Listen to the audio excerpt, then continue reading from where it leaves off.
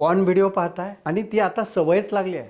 या सवयींमधून बाहेर पडता येत नाही आहे. तर या सिरीजमध्ये पार्ट 8 मध्ये आता आपण या चुकीच्या सवयींमधून कसं बाहेर पडायचं त्यासाठी एक टेक्निक करत आहोत. मी जे बोलतोय ते तुम्हाला बोलायचं आहे. मी जी क्रिया करतोय ती तुम्हाला करायची आहे. याला EFT म्हणतात. लेफ्ट हँड वर करा. इथे तुम्हाला टॅपिंग करायचं आहे आणि मी जे बोलतोय ते बोलायचं आहे. माझी जी पॉर्न व्हिडिओ पाहण्याची जी काही सवय आहे त्याचा मी स्वीकार करतो, स्वतःला माफ करतो आणि माझ्या या चुकीच्या सवयीला माझ्यामधून रिलीज होऊ देतो.